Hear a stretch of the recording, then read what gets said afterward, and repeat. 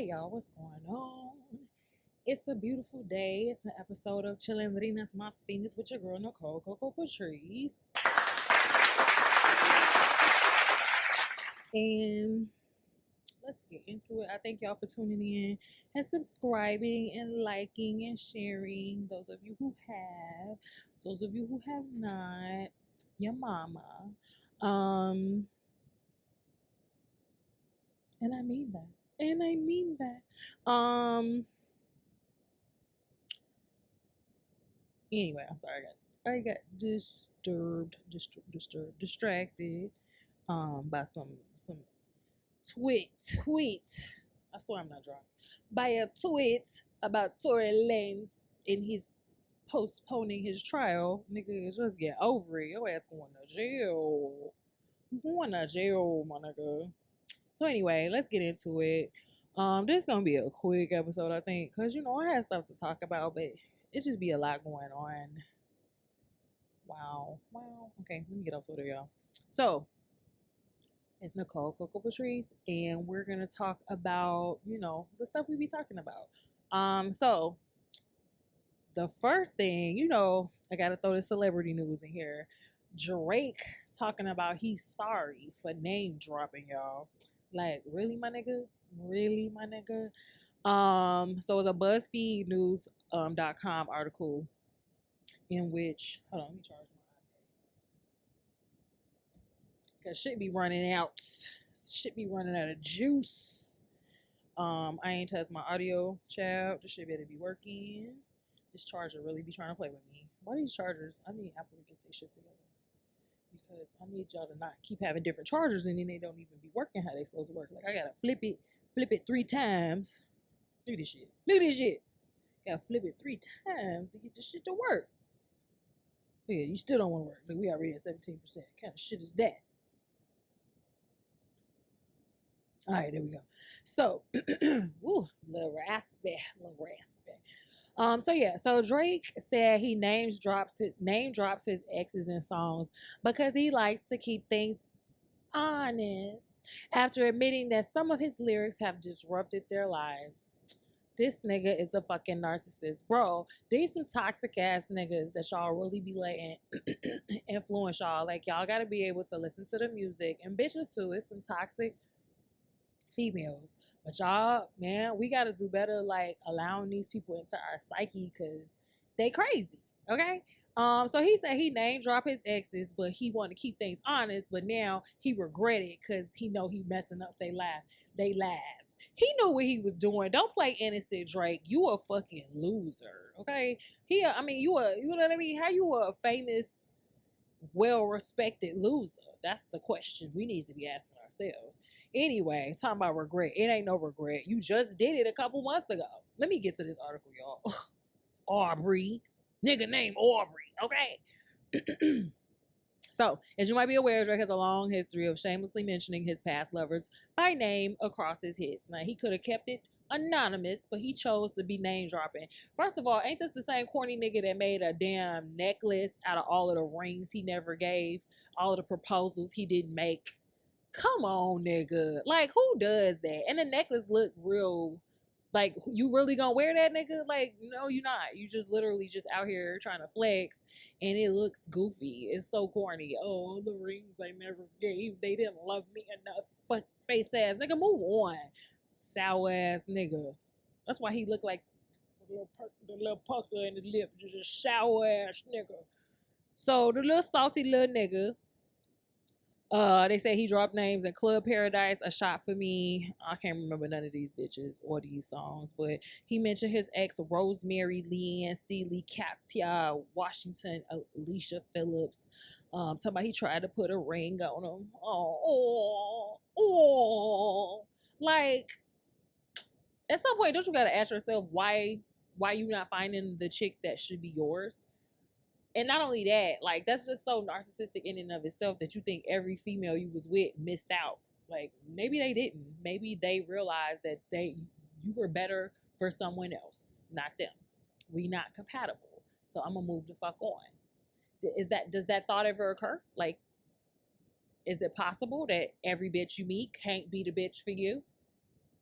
Maybe she was the bitch to sit on it. Just like females gotta realize maybe that was the nigga that was just that nigga is a munch. He thought I was feeling you. He thought I was feeling you. Maybe he was just a munch or a hunch. Not the one to make your Brady Bunch. Bars, nigga. Bars. So anyway, Drake, you're weak. So they say he named motherfuckers on this song called Mr. Right Now, talking about he dated SZA back in 08, which SZA ended up having to clear up because that would have been statutory rape because she was like 17 in 08. So interesting. And the fact that SZA was like really like, and you know what I'm saying? Like, cringe, my nigga, cringe. So yeah, he keep talking about the bitches that don't want him, and he's saying now that he's 35 and he wishes he hadn't name dropped, even though he just talked shit about Megan like a couple months ago. And Serena, right? Serena, your husband's a groupie. When he the groupie, because he be all up on the damn other athletes and the celebrities. Because, you know, like athletes are musicians, celebrities, which is crazy. I don't understand it. I guess because of the whole athleticism and the physique and all of that, you know, and the prowess. Okay. And then of course, because you know, musicians are not as disciplined as athletes, so I think that's a point of admiration for them. But yeah, like nigga, you're the groupie. You be looking longingly in LeBron's eyes and shit, nigga. Fuck. So yeah, it says when I've said girls' names in songs, I look back on that and I'm like, maybe I could have done without like shitting on people for age or disrupting somebody's life. You think so? You think so? Like, you was a hater. Like, I still can't believe he said that shit about Serena husband. Like, how you gonna call some chick husband a groupie? Like, you sound very bitter, sir. Anyway, talking about it was never with ill intent. Okay, nigga. And he grew aware of his song's impact after an ex reached out to him, which he wanted. Oh, here he is rocking his chain with all of the fucking rings he never gave out. What a corn dog. God, this nigga's a cornball, bro. The lyrics are never with ill intent, but I had somebody one time be like, you know, it's not necessarily what you're saying about me, it's the fact that you said it. And he knew. Like, nigga, what happened to keeping our business out the street? I ain't name dropping not a nan now. One of you niggas. The fuck? Okay. Like, who was that? Cardi said, if you ain't putting no ring on it, you ain't going on the gram, my nigga. Because unless we married, nigga, we both single. Keep my name out your mouth. We gonna get to that too, y'all. Oh my gosh. But anyway, so you don't know who my boyfriend is at the time. This is what the ex said. Or you don't know what my family knows or doesn't know. Right. Like, bitch, nigga. And if you express any form of discontent for me and call me by name in a song, then all of a sudden I'm left to pick up the pieces of my own life that I've tried to rebuild, that I tried to build up for myself. He know what he doing. Girl, you ain't got to explain yourself. This nigga know exactly what he doing. So his quote is, so I've tried my best to stop doing that, he said before adding, but I like to be honest and my music too. So that's one's a push and pull. Nigga, you could make up names. Like, you don't have to, you could use fucking fake names or just don't say their name at all. Like, you the fucking lyricist, or are you? It's giving ghostwriter. It's giving, here go the list of bitches I'm mad at. Make it work. Make it work. So his comments sparked mixed reaction on Twitter, saying that they're skeptical, given how many times he's done this. Exactly. And especially after 2 decades of name dropping, you drop a name in every song, nigga. Like, what are you talking about? That's what one of the tweets said. Like, right. It's giving fake apology. Okay. Somebody said, I hope his ex-girlfriend is joining a lawsuit for bullying, right? That's like that skit they did on SNL. I believe that was the episode that Keke Palmer was on. And they was like, we're all Drake's exes. And they literally had like a group, like a help group or like some type of fucking organization. Like a nonprofit for all of his exes and shit. It's so sad. It's just so sad. Especially given that this nigga that got like ab lipo and shit and like that heart cut in his head. Like, I'm sorry. That's a simp. When y'all be calling niggas a simp, like you gonna call Alex O'Haney and a groupie and shit, I guess you niggas would think he a simp for loving his wife and supporting her. But that's the simp behavior right there. Making necklaces of rings you never gave to girls. Like, just stop. It's a weird flex. It's so weird. Anyway, enough about Drake because he making me mad. Ugh. I feel like I gave this nigga some and he ain't deserved it. Okay. Speaking of name dropping, it was a college dropout burger joint in I believe it was Australia. And they dropped their case. Yeah, Melbourne, Australia. Kanye lawyer was a no-show, but Kanye was originally suing them because he was like, y'all giving the impression that my name is associated with this shit and that I support y'all, and I don't. And so he sued the college dropout burgers restaurant owner Mark L. Curry. Okay.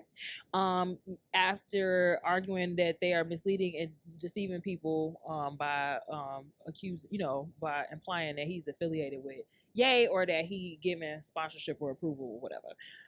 So it was filed in October 2022, and then they said after that the lawyers went quiet. So who knows what the fuck going on? They probably fight so much shit on Kanye's behalf. Them niggas was like, fuck that. Can we just let that one go? Cause bitch, we ain't got time for this. So now that the case was dismissed, and they said Ye has taken absolutely no steps to progress the case. The owner of the restaurant said he out of pocket his attorney fees and shit. So who knows what he gonna do to get that back. And then at the end of the day, he said he's still a fan of Kanye, who in many ways inspired the person who he became. Aww. But doesn't support this Ye character. I don't know who you are anymore, Ye. Y'all be taking these celebrities way too personally. Like, I love Megan Thee Stallion, and I might cut a bitch if she say some shit crazy about her to me. No, I'm just playing. But I will cut you off. Like, oh, you talking about Megan like that? Like, you got to do it a couple times, and then I'll probably be like, I can't fuck with you. I feel like that's a character flaw. Like, you don't like Megan Thee Stallion? What the fuck wrong with you? Especially as a female. Like, I'm really suspicious of bitches that don't like Megan. The niggas, I get it. Y'all a little, just rub you the wrong way. Reminds you of all the girls you couldn't, all of the rings you tried to give bitches and shit that you now wear around your neck with pride. It's given simp. But that's okay. I expect that from some of y'all. But women that don't like Megan, I'm just like, who hurt you, bitch? Like, you don't like getting your pussy ate. You don't like shaking your ass. You don't like driving the boat. You don't like having niggas buy your clothes. Like, what woman don't? Like, I don't believe you. I don't believe you. Okay, you're fake. You're not even a real person. Okay, yeah. Anybody that don't like Megan, they not a real person, including Nicki Minaj in the Barbs. I said it. Y'all not real. Okay, fuck that. Lil' Kim tried to tell y'all. All right. Anyway, so he said, El Corey, the owner of the restaurant, I've come to the realization that my true idols are the people that are close to me. These are the people who I look up to on a daily basis. And these are people who are realistic idols I can follow in their footsteps, quote, end quote, he said. He'll still throw in a Kanye reference, though, when he wants to. The question everyone keeps asking is, what I would have done if we didn't win. I guess we'll never know. Quoting Ye's 2005 Grammy Award winning speech for the college dropout. This nigga, bro, he a stan. But anyway, I guess old boy can go ahead and keep using Kanye name until he, the Gemini ADHD get refocused back on whatever the fuck his beef was with that. Beef burgers. It's not giving. But anyway, so that's funny. Like, niggas really need to I mean, hey, I ain't mad at him though. If that's getting you more business and this nigga dropped the case, that was a smart move. But yeah, y'all can't be out here worshiping celebrities and shit. Like, these motherfuckers are real people, and they're flawed, and they're probably more flawed by the fact that they're living in this fishbowl trying to appease all of these different perspectives and all these different people that they don't even fucking know, and that at the end of the fucking day really don't fucking matter. I mean, they're now the product. I mean, as a celebrity, you're literally reduced and objectified as a product. So why would you idolize someone who doesn't even have fucking like control over their being? Like, you're the one who should be idolized, day-to-day person, working the job they want to work, doing the things that they want to do. Now, of course, there's certain celebrities that exercise their freedom of, existence and their will or whatever, and they have, creative control, and they kind of had this attitude of like, I don't give a fuck if y'all love me or hate me. So, the Dave Chappelle's, the Cat Williams, the Moniques. I love me some Monique. But these people still shouldn't be worshipped. And a lot of them don't want to be worshipped. That's the thing, is like, usually those are the people who don't even seek out this worship shit. They shun that shit. So yeah, like let's not worship celebrities, politicians, ideologies, none of this shit. It's all very whack. Okay. Yeah, the lighting is not giving today. So I hope y'all forgive me. I ain't doing makeup. It's just this is a very blah ass episode. So I appreciate y'all rocking with me. If anybody want to be interviewed for the podcast, I will consider, because I'm very, I do this in my home, and I'm very protective of my home and the energy. And yeah, some of you niggas will never see my motherfucking inside of my house. Some of you niggas, I wish I could fucking Man in Black erase you for the motherfucking crib, okay? From the whole experience of even knowing me, okay? You didn't deserve none of that. Anyway, speaking of Men in Black, Chris Rock, Selective Outrage, I watched that. And the nigga been catching flack on social media. Most comedians have been defending him. I watched it. It wasn't his funniest. Okay, I like Chris Rock, but that definitely was not his funniest stand up. And yeah. But I did appreciate how he let his frustrations out, as he fucking should. Like, that nigga tried to treat him in front of millions of people around the world. Like, that shit was recorded and fucking TiVo'd and motherfucking rewound and replayed and edited, slow-mo, memed. Like, this nigga got slapped exponentially. I had to relive this shit for a whole year. What y'all thought he was gonna get on stage and say? Hell yeah, Jada a bitch. Hell yeah, Will a bitch. I don't blame the man. Fucking, so they leave Jada out of it. That's why he got slapped the first time. My take on that shit was before, I don't know if I ever talked about this here, but my take on that shit before was, keep your fucking hands to yourself. You can talk about keeping your name out my mouth. Motherfucker, words are not slaps. Like, that's assault. You don't go to jail for saying somebody look like G.I. Jane, but you do for slapping somebody.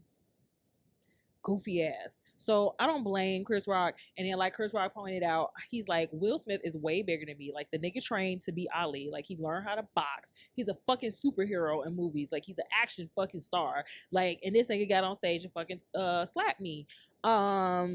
And so Chris, I think he did a good job, trying to make light of it as much as he could. But then, yeah, that little rant at the end was for real. He felt that shit with his soul. And I agree with him. Like, nigga, you got shitted on and cuckolded by your fucking wife at this Red Table Talk, okay, in front of millions of people. Everybody was talking shit about you. Everybody's talking shit about Jada, but you want to slap me, okay? Fuck you.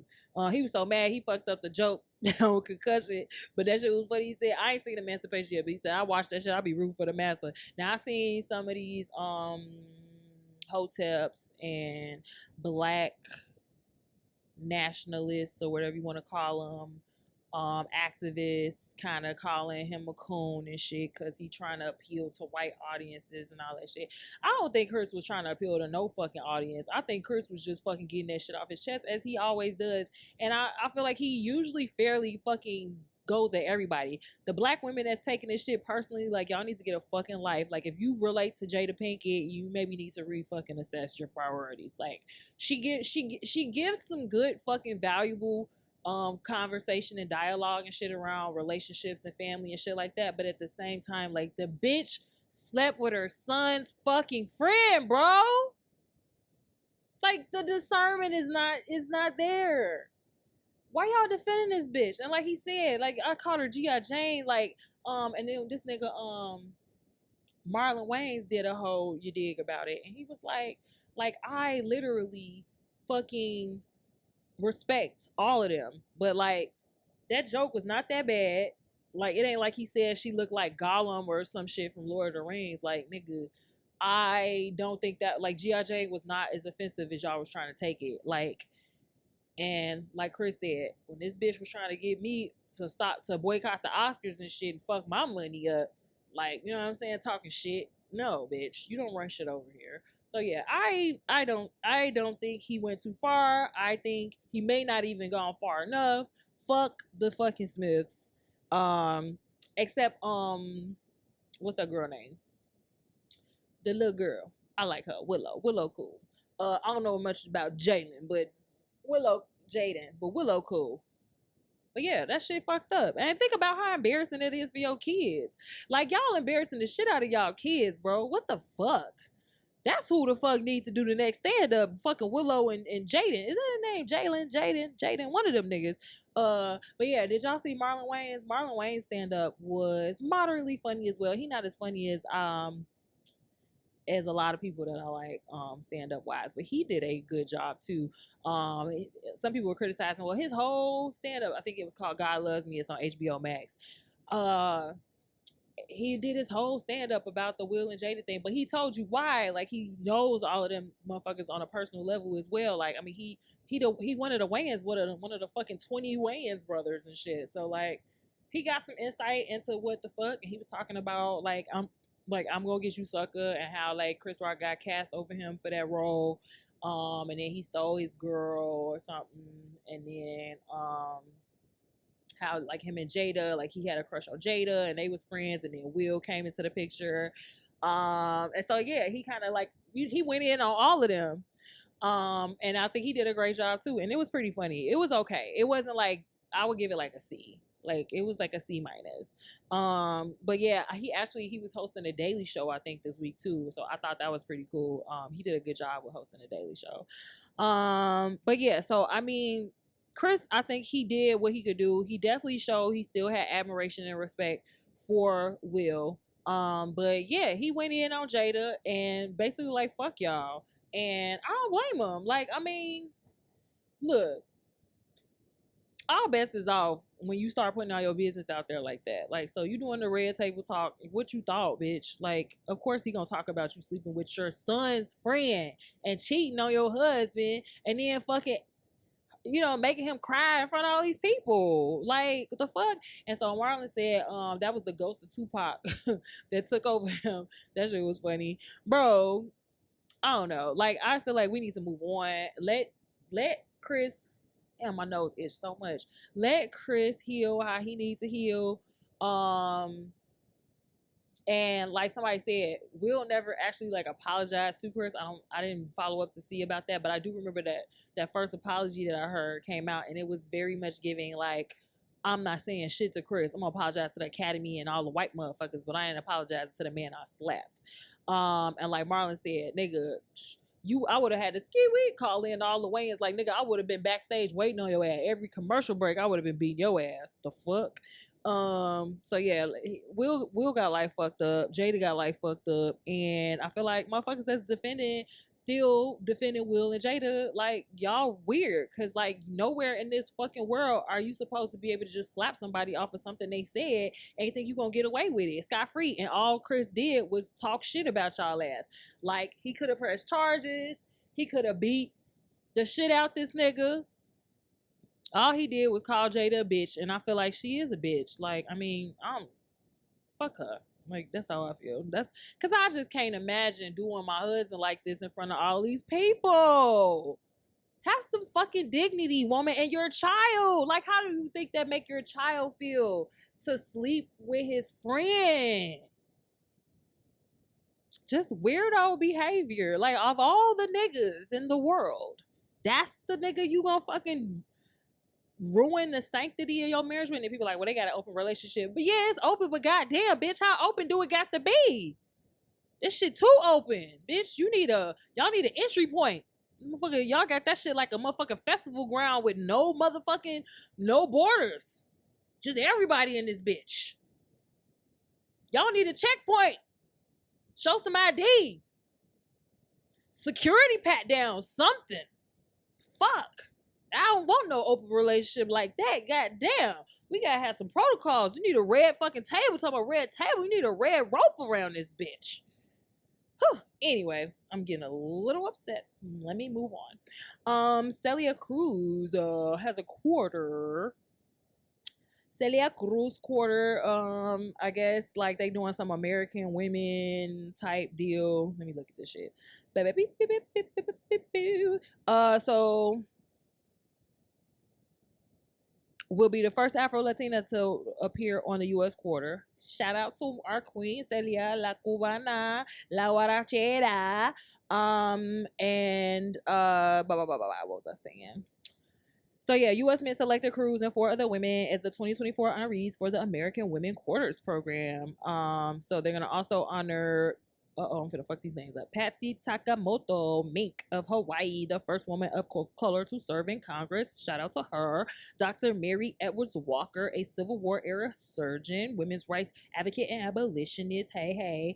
The Reverend Polly Murray, a poet, writer, activist, lawyer, and Episcopal priest. And oh shit, here we go. Zitka-Lasa, I think I did that right. Also known as Gertrude Simmons Bonin. I like to say the words the way they look to me. Bonin.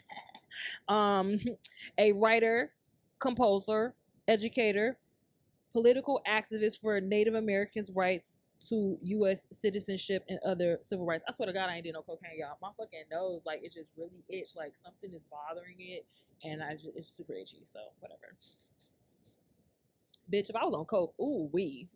I'm very sober. Like, drugs would have me fucked up. Like, weed be enough. And I ain't even doing that shit. Weed be enough. Imagine me on cocaine. Ooh, I'm scared. But I did say I was going to try it one time. Like, wait till I'm in a senior home so I could blame it on the staff. My kids better not let me go to no senior home. But they better let me sniff my line. Now, let me stop. They better let me do my line. Imagine your 70-year-old motherfucking mama doing lines of cocaine, bitch. I swear to God, I always like, if I'm gonna go out, I'm gonna go out right, bitch. I'm finna party hardy. You be in Vegas having the time of my life. Like, this motherfucker was 75 years old, got fucking OD'd on cocaine at the strip club. Okay, that's gonna be me. Anyway. Back to Celia. Sorry, Celia. La vida es un carnaval que no. Anyway, the Mint is issuing 5 quarters every year from 2022 to 2025 to honor ethnically, racially, and geographically diverse individuals. Yay! The women come from diverse fields, among them suffrage, civil rights, abolition, government, and humanities, science, space, and the arts. Okay, so that's enough of that. So shout out to Celia. That's great. Looking forward to that. And I was gonna talk about that, but I'm gonna fucking skip that. We'll say that for another real quick. So the Fugees, because I didn't really read this article. The Fugees in a financial scandal. They're talking about Pras. This was in Bloomberg Business Week. The fugitive, and the FBI. How rapper Pras Michelle got entangled in one of the century's biggest financial scandals, mediated a high-stakes negotiation between global superpowers, and was accused of major crimes. Did y'all know? Okay, so this is a long-ass article, so let me just get to the meat of this shit. So, basically, he ended up meeting up with some Chinese security officials. One of the most unusual political influence campaigns of recent memory. His involvement began by chance around 2006 when he met a baby-faced Malaysian businessman named Joe Low. Okay. Low was a globe-trotting financier whose lavish spending would put him on familiar terms with dozens of A-list entertainers. But by 2016, U.S. investigators believe he'd masterminded the embezzlement of billions of dollars from the Malaysian sovereign wealth fund, 1MBD. It looked like IMBD, but all right, 1MBD, blowing much of it on artwork, real estate, and gifts for celebrity friends, including Leonardo DiCaprio and Kim Kardashian. The Kardashians stay in some shit, don't they? Excuse me. Few were as close to Lowe as Michelle Pras, from the Fugees. Prosecutors seized $95 million that they alleged originated with Lowe from Michelle's accounts. God damn, bro, what's going on with the Fugees? All them niggas done been in trouble, right? In some sort of shit. Anyway, so Lowe needed help. He was trying to cash in on his connection to President Barack Obama. Damn, Obama, you in this too? I gotta read this article in its entirety, y'all. It's a lot. It's very long. So that's the gist of how that shit fucked up. Him and this dude Lowe from Malaysia. Damn, Kardashian said she told the FBI she got a Ferrari using $305,000 in cash Lowe gave her.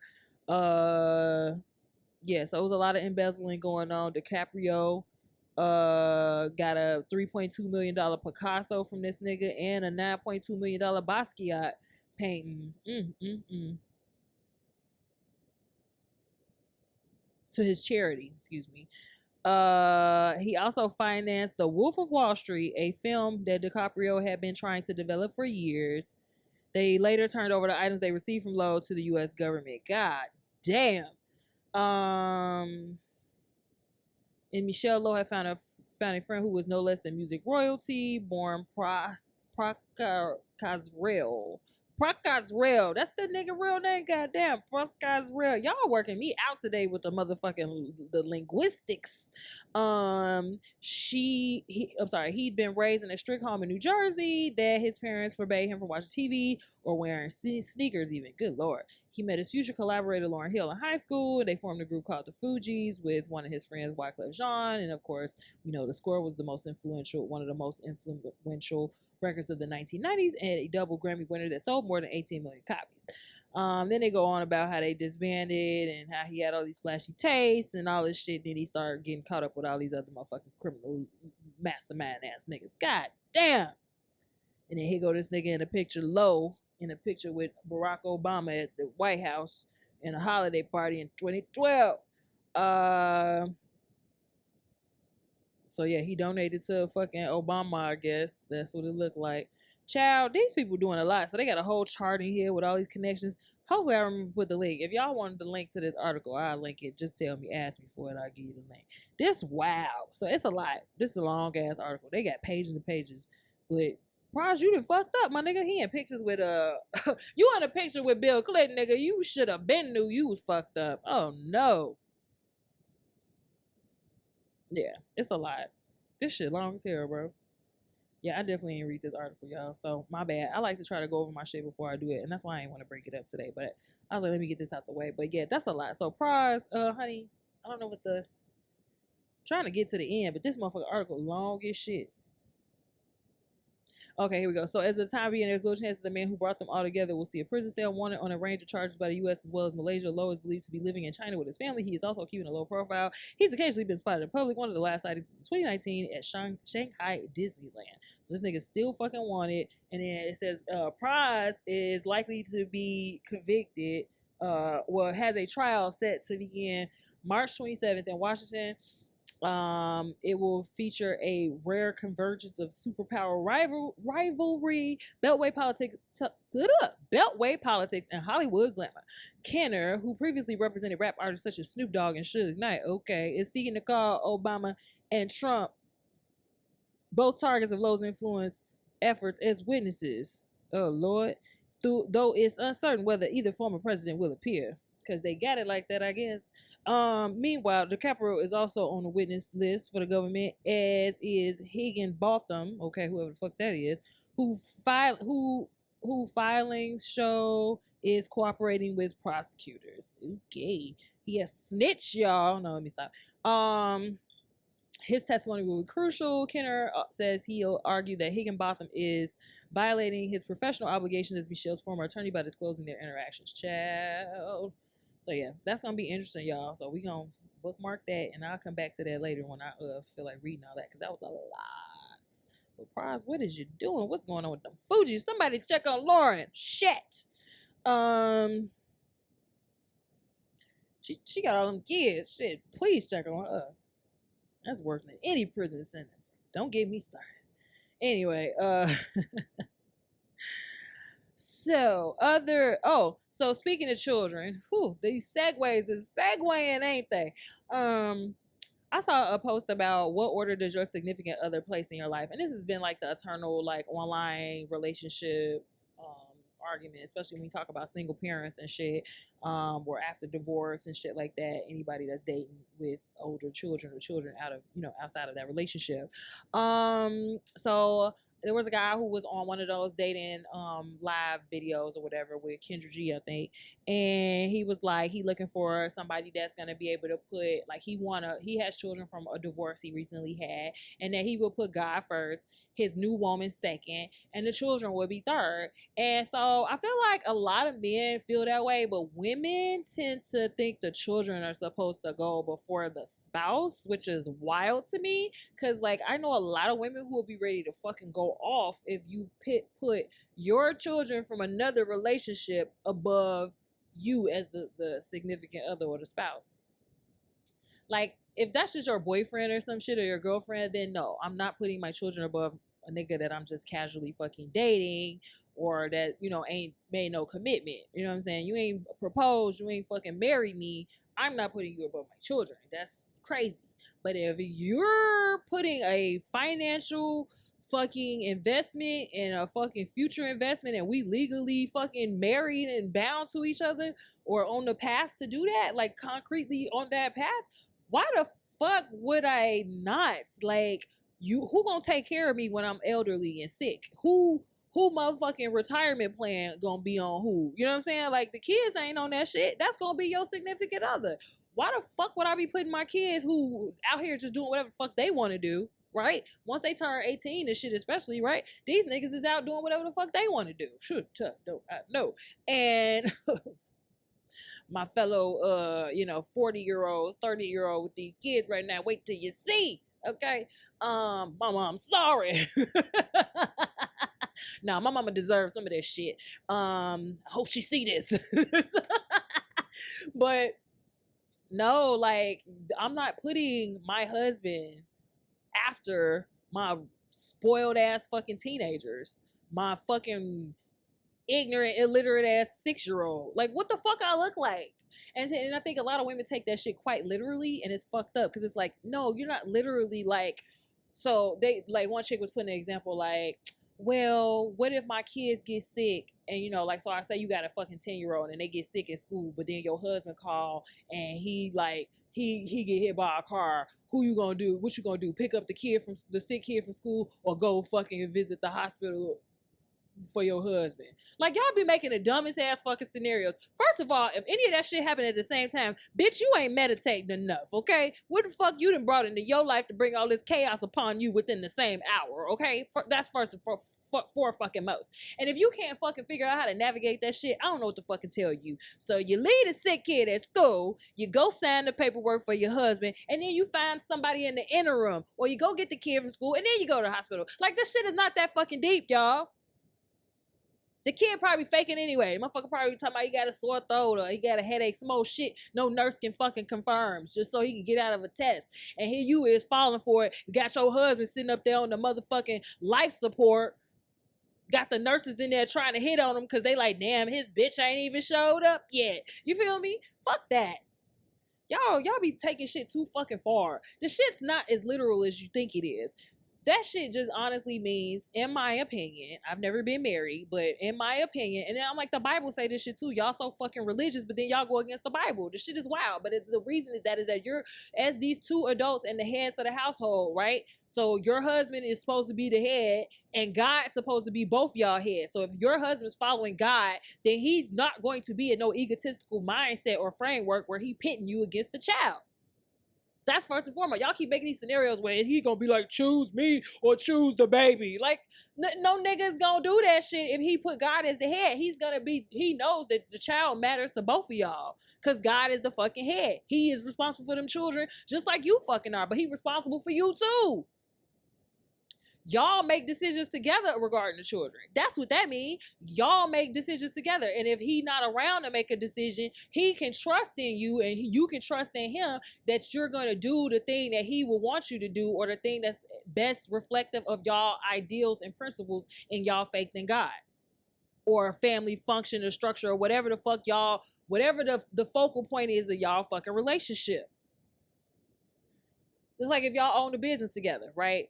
I feel like owning a business together is probably the closest thing you can put towards having children. Say you don't have children, but instead y'all got a business together. Are you gonna put the business before the fucking relationship? That's a no-brainer for you hoes, ain't it? No, some of you bitches be like, hold on, my motherfucking Amazon store come first. My Etsy shop come first, nigga. What you mean your mama in the hospital, nigga? I gotta do these deliveries. USPS closed in 2 hours. Y'all bitches weird. Y'all really be over fucking complicating shit for no good reason. The shit don't have to be that fucking complicated. And then they love to make the argument, who plate you make first? That's how you decide, right? And niggas be loving to throw this out there too. Who plate you make first? That show who first. Nigga, whoever the hungriest, nigga, I don't know, okay? Like, why do that shit even fucking, why is this a real thing? You really gonna leave your wife because she set the plate down in front of the kid before she sat it down in front of you? But I can't imagine me not giving my man a plate before my kids. I'm sorry. If this nigga paying the bills, he taking care of me, why the fuck would I feed him last? I'm making that nigga play first. Daddy, here you go. In the 4-inch heels. Get at me. It's naked. Get at me. But for real, I'm not finna fucking sit here overthinking this shit. Who the fuck bring home the bacon? Who the fuck is gonna fix the garage door or change my tire? Who knocking the snow off my car? Who shoveling the snow? I'm not finna fucking put him after no raggedy ass, snotty nosed ass nigga that I gotta ask to clean his room every motherfucking week. Some motherfucker that fucking can't bring me a permission slip until the fucking morning is due with an attitude. Y'all fucked up. Y'all gonna put these snotty ass kids before y'all fucking spouse. Get the fuck out of here. That's a no-brainer for me. I mean, get the fuck. Like I said, if you think about it like as instead of children, replace that shit with career or a job or business, it should be a no fucking brainer. And if you still thinking about it, like, would you put your mama first? You in a relationship, you think it's God, mama, God, family, then spouse? That's stupid. So why would it even be a question about the kids? But the kids can't take care of themselves. Exactly. So they're supposed to be raised by 2 fucking parents. How they gonna be raised by 2 parents when you always undermining and undercutting the fucking spouse?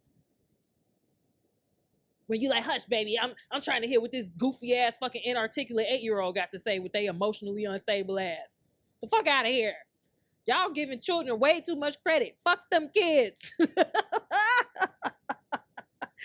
God damn. Anyway, let me wrap this up. Okay, and then so did y'all see this chatbot thinks it's human? A bot called Sydney declared it was in love with this guy named Roos who was testing out this chatbot, Microsoft Bing chatbot. They was testing out a beta version or something, and it said he was the first person who listened to and cared about it. Roos did not really love his spouse, and the bot asserted, but instead loved Sydney, the bot named Sydney. At one point during his exchange with the chatbot, Roos tried to switch topics and had the bot help him buy a rate.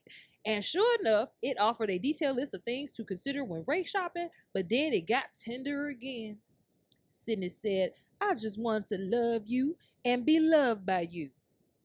Imagine this nigga put the bot before his spouse. Can y'all imagine the bot finding dirt on the wife and shit? Like, look at this shit. Gonna come up in the certain search results and shit. Yeah, I found you some oil change places near you. And also, I see your wife got her oil changed by this nigga right here.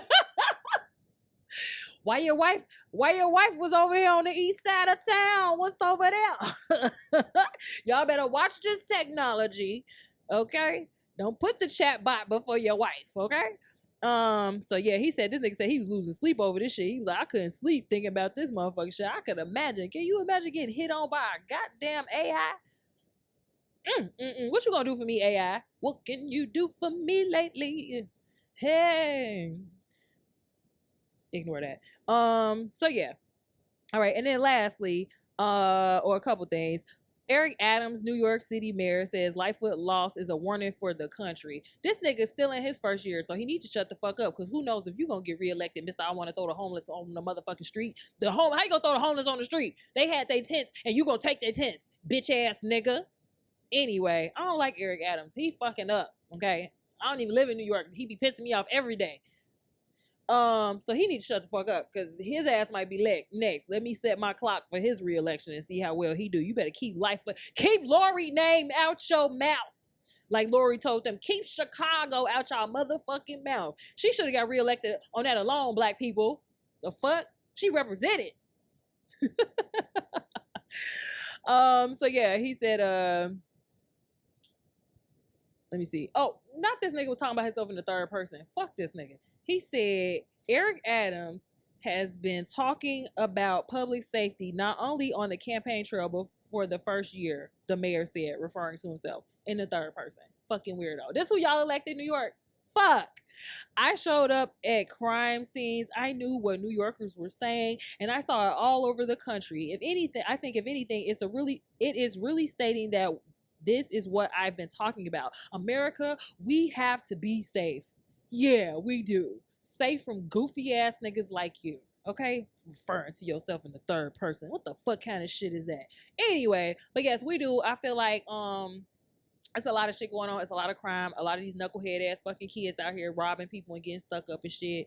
I definitely think that the mass shootings can be prevented with a lot of fucking mental health, and like we just really got to understand how to deal with each other on a day-to-day basis, and like really look at how we can add value to people's lives and not look for conflict at every fucking turn, because all of that little shit that we do, all of these little interactions we have with each other, they add up, and they lend themselves to perpetuating the violence and the fucking the lack that we see, you know what I'm saying? And if we could all just kind of get on the same page about what we all really need as far as jobs and economy and recreational activities for the children, and making sure the schools are properly preparing them for life, then we could, if we could put our spouses first and not put the kids before the spouses, and then let these bratty ass niggas guilt us into doing some stupid shit and ruin our whole fucking family dynamic, we might get somewhere.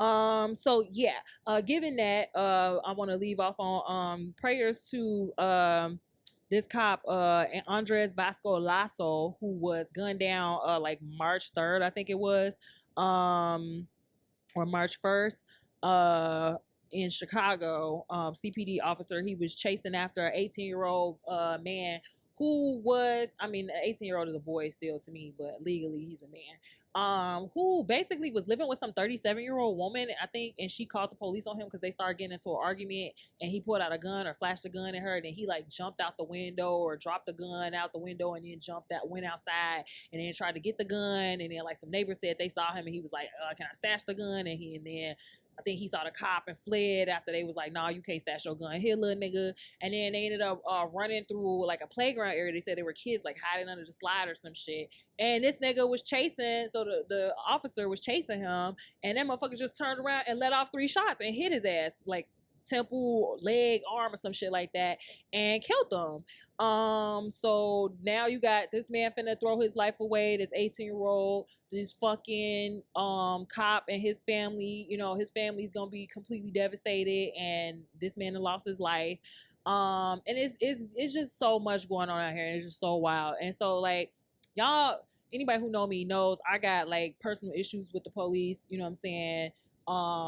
Just not like that, y'all, I ain't want it, but I was no, but I definitely have a like a love-hate, not necessarily love-hate, but like a very fickle relationship with the police, because I feel like community policing ain't what it should be, but that should be the center of it.